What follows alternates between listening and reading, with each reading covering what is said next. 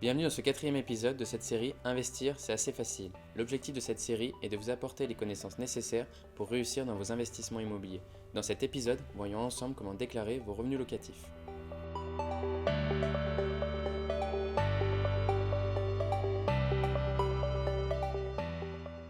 Dans la continuité de l'épisode précédent où je vous présentais le régime de la location nue, nous allons voir aujourd'hui comment déclarer ses revenus.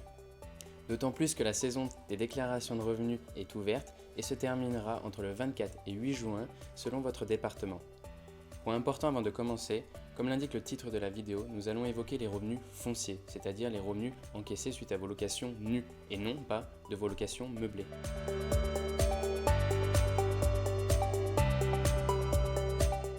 Avant de vous lancer dans la déclaration de vos revenus, il faut déjà déterminer si vous dépendez du régime réel ou du régime microfoncier. Pour cela, je vous invite à visionner l'épisode précédent qui vous apportera des éléments de réponse. Alors, si vous avez perçu moins de 15 000 € de loyer hors charge sur l'année et que vous souhaitez déclarer vos revenus à travers le régime microfoncier, rien de plus simple. Il vous suffit juste de déclarer le montant des loyers encaissés sur votre déclaration de revenus.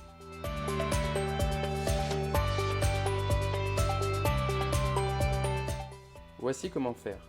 Pour commencer, pensez à cocher la case « Microfoncier » au début de votre déclaration pour accéder au formulaire. En passant aux étapes suivantes, vous trouverez la page de la déclaration de vos revenus fonciers où vous n'aurez qu'à indiquer en case 4BE le montant de vos loyers encaissés hors charge. Et en détail, n'oubliez pas de compléter l'adresse, le nom et le prénom de votre locataire ainsi que la date de la location. Vous n'avez pas à appliquer l'abattement de 30%, il se fera automatiquement. Mais avant de valider votre déclaration, n'hésitez pas à nous consulter pour savoir si ce régime est le plus avantageux pour vous.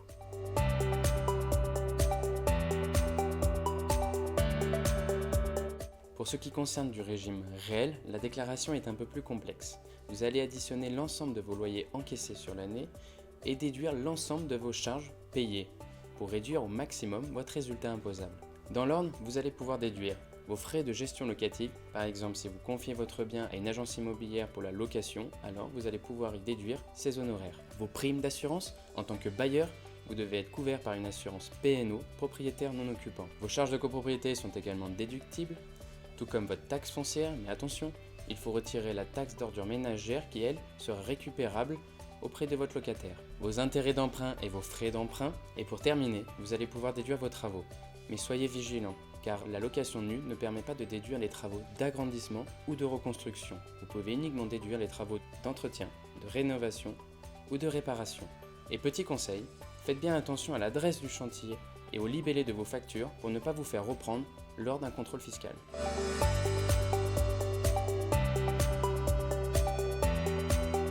Maintenant qu'on a fait le tour des charges déductibles, voyons comment ça se passe sur votre déclaration.